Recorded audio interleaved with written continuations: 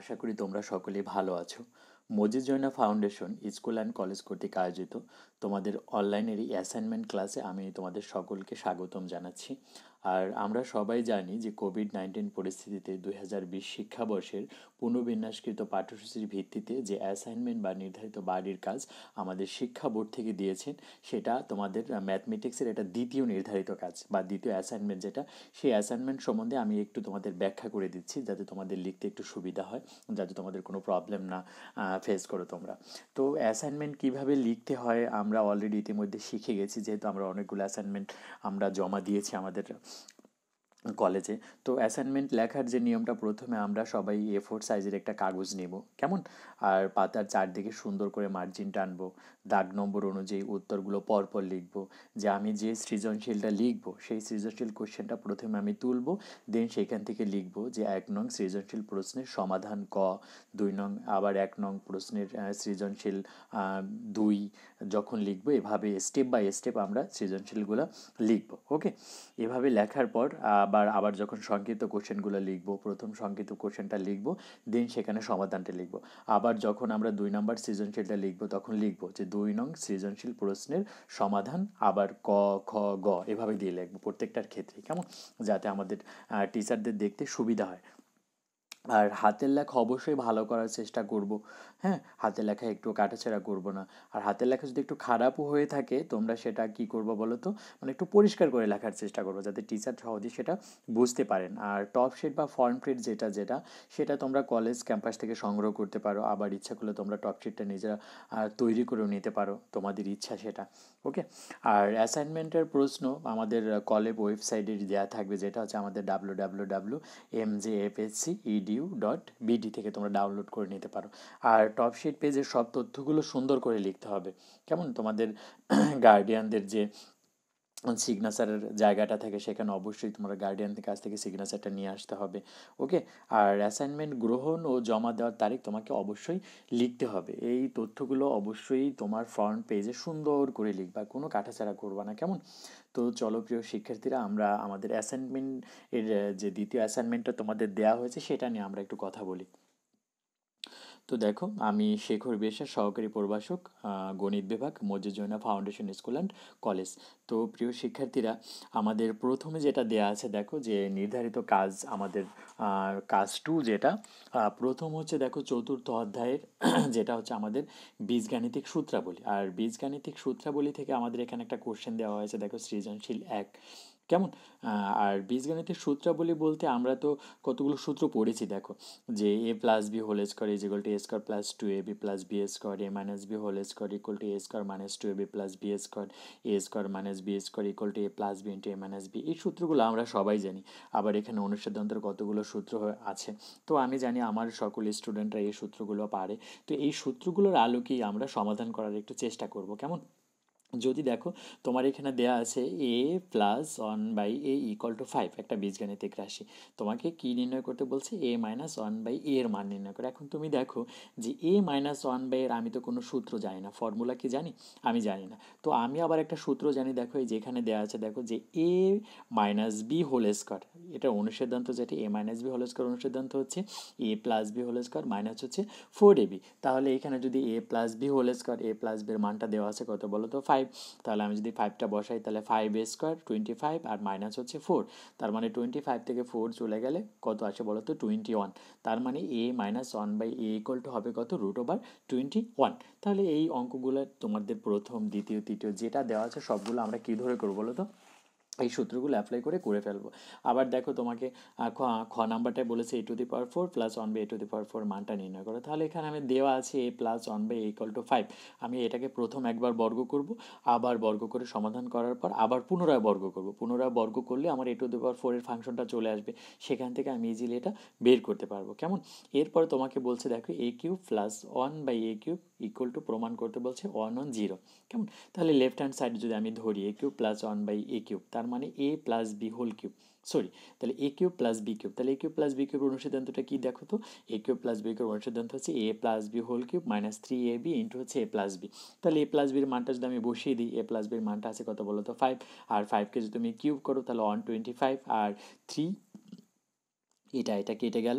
আর তাহলে তোমার থাকে কত দেখো, এ বি এর মানটা দেওয়া আছে হচ্ছে 5, তার মানে কত 3 5 যা 15, তার মানে 125 থেকে তুমি যদি 15 বাদ দাও তাহলে কত থাকে 1 আর 0। তাহলে এটাই হচ্ছে আমাদের গয়ের সমাধান। আশা করি তোমরা সকলে এগুলো একটু করতে পারবে প্র্যাকটিস করলে। আর এরপরে যেটা দেওয়া আছে দেখো, সৃজনশীল প্রশ্ন, যেটা তোমাদের একটা বীজগণিতিক রাশি a-1 এর মান কত, আমরা তো এইমাত্র এটা শিখলাম।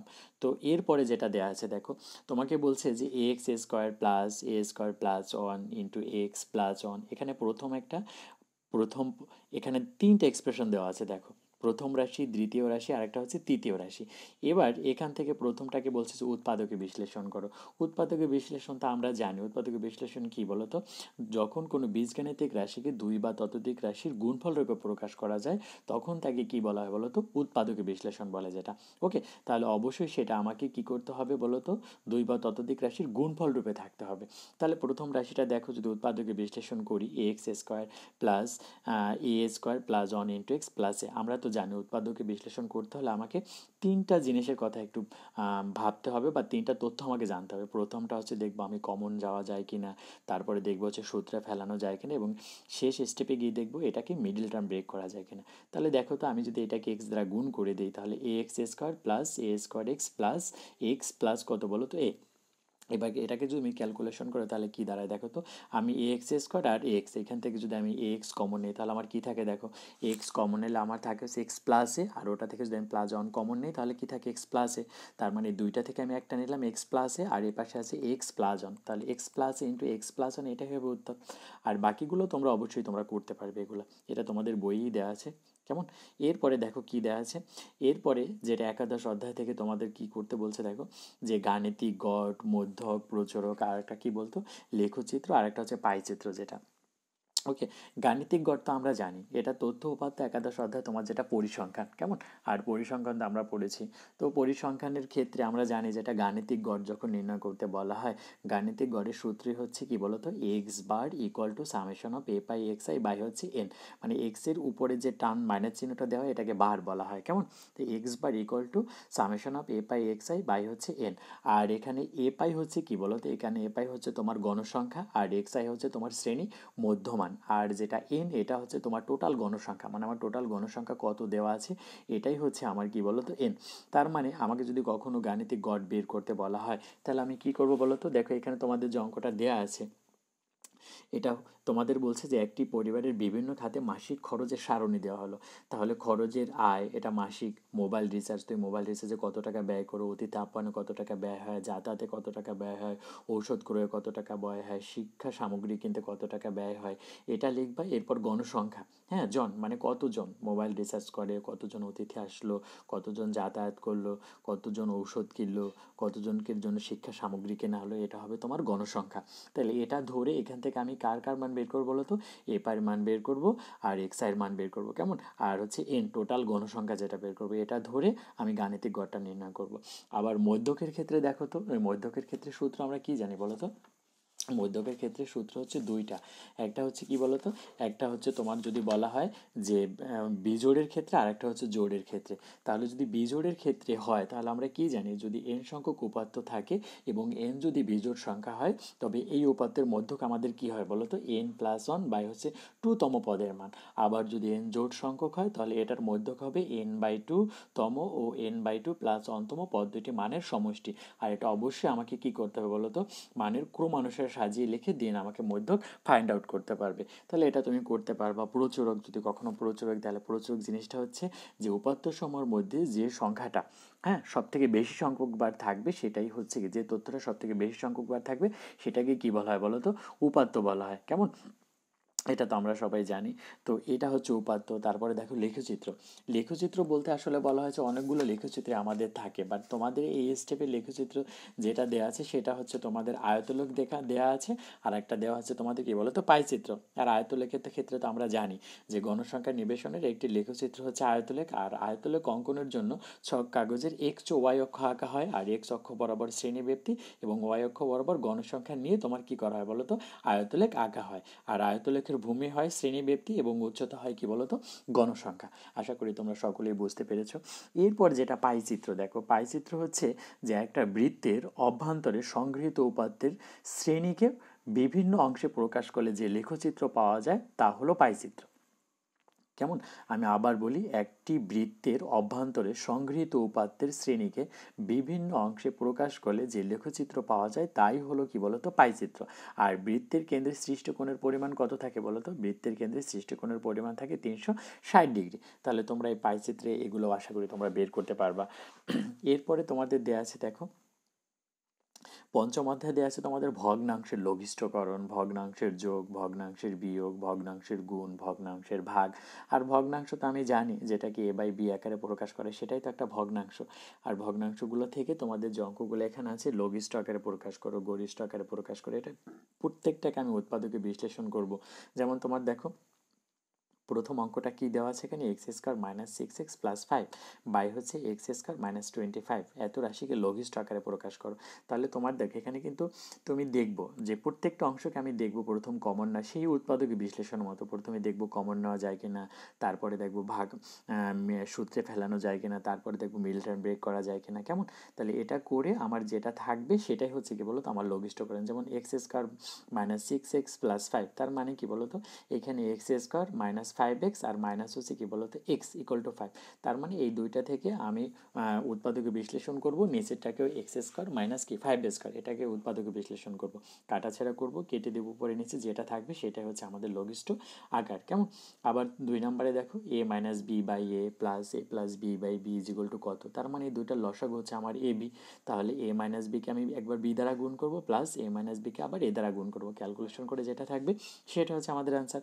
বাকিগুলো ঠিক একই রকম। তাহলে ভগ্নাংশের যোগ, বিয়োগ, গুণ, ভাগ সেম প্রসেস। কেমন? এরপরে যেটা দেয়া আছে দেখো, এরপরে তোমাদের সপ্তম অধ্যায়ে দেয়া আছে সেট প্রকাশের পদ্ধতি, সেটের প্রকারভেদ, উপসেট, সেট প্রক্রিয়া। তো দেখো সেট অনেক সোজা, অনেক সুন্দর একটা জিনিস। তোমরা একটু যদি তোমাদের বইটা একটু খেয়াল করো তাহলে সেটটা সম্বন্ধে অবশ্যই তোমরা আশা করি তোমরা করতে পারবে। আর সেট কাকে বলে বলো প্রথম? সেট হচ্ছে, দেখো সেটের ডেফিনেশনটা যদি আমি দেই তাহলে বাস্তব বা চিন্তা জগতে সুসংজ্ঞায়িত বস্তুর সমাবেশ বা সংগ্রহকে সেট বলা হয়। যেমন সেটা তোমার হতে পারে স্বাভাবিক সংখ্যার সেট, জোড় সংখ্যার সেট, বিজোড় সংখ্যার সেট, যে কোনো সেট হতে পারে।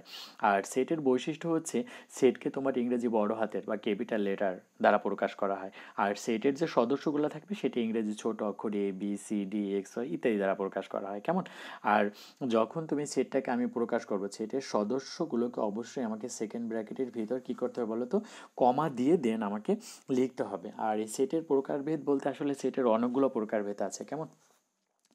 আর আরেকটা কথা বলিনি, আর তোমাকে যদি কখনো জিজ্ঞেস করা হয় সেটের জনককে, জার্মান গণিতবিদ জর্জ ক্যান্টর, তিনি সেট সম্বন্ধে প্রথম ধারণা দেন, তাই জর্জ ক্যান্টরকেই সেটের জনক বলা হয়। কেমন? আর সেট প্রকাশের পদ্ধতি যেটা, সেট প্রকাশের পদ্ধতি হচ্ছে দুইটা দেখবা, একটা হচ্ছে সেট গঠন পদ্ধতি যেটাকে বলা হয়, আর একটা হচ্ছে তালিকা পদ্ধতি যেটাকে বলা হয়। হ্যাঁ, আর সেট পদ্ধতি যেটা তোমাকে বলা হয়, একটা হচ্ছে তোমাদের টেবুলার মেথড বা রোস্টার মেথড বলা হয়, আর একটা হচ্ছে সেট গঠন পদ্ধতি যেটাকে সেট বিল্ডার মেথড বা রুল মেথড বলা হয়। তার মানে কি বললাম বলো তো, সেট প্রকাশ পদ্ধতি হচ্ছে দুইটা, একটা হচ্ছে তালিকা পদ্ধতি, একটা হচ্ছে সেট গঠন পদ্ধতি।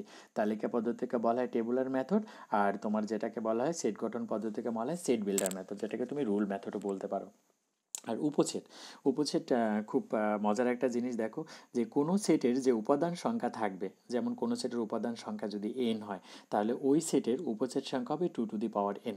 তার মানে কোনো সেটের উপাদান সংখ্যা যদি 3টা হয়, যদি বলে তার উপসেট নির্ণয় করে, তাহলে 2n মানে কয়টা বলো তো, 8টা।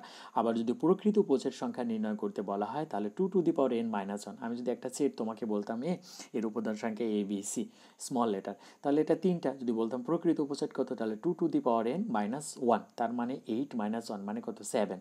আবার যদি বলতাম এর উপসেট কত, তাহলে 2n-ই হবে। কেমন? আর সেটের প্রকারভেদ যেটা, কেমন, সেটের আসলে অনেকগুলো প্রকারভেদ আছে তোমার, যেমন সসীম সেট যেটাকে শান্ত সেট বলা হয়, আবার অসীম সেট যেটাকে অনন্ত সেট বলা হয়, আবার ফাঁকা সেট আছে, আবার এগুলো অনেক ধরনের সেট তোমাদের আছে।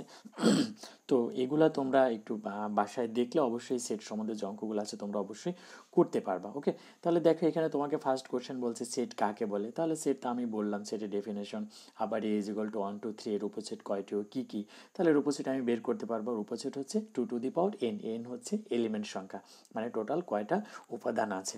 কেমন? তারপর দেখো এই যে তোমাকে বলছে সেট গঠন পদ্ধতি বা তালিকা পদ্ধতি প্রকাশ করো। তাহলে তালিকা পদ্ধতি যদি কখনো প্রকাশ করতে বলা হয়, তাহলে তালিকা পদ্ধতিটা কী বলো তো? আমার ধরো একটা মান দেওয়া আছে এ বি সি, এখানে দেওয়া আছে দেখো P A is equal two মানে এক্স সাজ দ্যাট এক্স 40 এর গুণনীয়ক সকল গুণক, তাহলে 42 এর গুণনীয়কগুলো বের করবো, তাহলে 42 এর গুণনীয়কগুলো লিখে দেবো সেকেন্ড ব্র্যাকেটের ভেতরে, সেটাই হচ্ছে আমার কী বলো তো তালিকা পদ্ধতি। কেমন? আচ্ছা, তাহলে আশা করি তোমরা সকলে এটা বুঝতে পেরেছো। আর এইখানে যে দেখো অঙ্ক আছে পি ইজ ইকুয়াল টু 2 3 4, আবার কিউ ইজ ইকুয়াল টু একটা সেট দেওয়া আছে পি ইউনিয়ন কিউ। আমরা তো এটা জানি ইউ যেটা থাকে সেটা হচ্ছে ইউনিয়ন, আর এন এর মতো যেটা থাকে সেটাকে বলে ইন্টারসেকশন। আর ইউতে হচ্ছে কমন আনকমন, ইউনিয়ন সেট যেটা কমন আনকমন সবগুলো যাবে। কেমন? আর যেটা এন আছে ইন্টারসেকশন, সেটাকে শুধু কমন এলিমেন্টসগুলো যাবে। কেমন? তাহলে তোমাদের এখানে যে অঙ্কগুলো দেওয়া আছে সেট সম্বন্ধে আশা করি তোমরা সকলে করতে পারবে। তো প্রিয় শিক্ষার্থী, আর একটা জিনিস একটু দেখো, এখানে এখানে প্রকৃত উপসেট এই চিহ্নটা দ্বারা প্রকাশ করা হয়, আর কোনো সেটের উপসেটকে এটা দ্বারা প্রকাশ করা হয়। আর একটা আমি লিখে দিয়েছি, কোনো সেটের উপাদান সংখ্যা যদি এন হয় তাহলে এর উপসেট সংখ্যা হবে 2 টু দি পাওয়ার n। কেমন? তো প্রিয় শিক্ষার্থী, আজকের ক্লাসে তোমাদের সবাইকে অনেক অনেক ধন্যবাদ জানাচ্ছি। আর তোমরা যখন অ্যাসাইনমেন্টগুলো করবা, আমি আবারও বলি, সুন্দর করে করার চেষ্টা করবো, কোনো কাটাছেঁড়া করা যাবে না।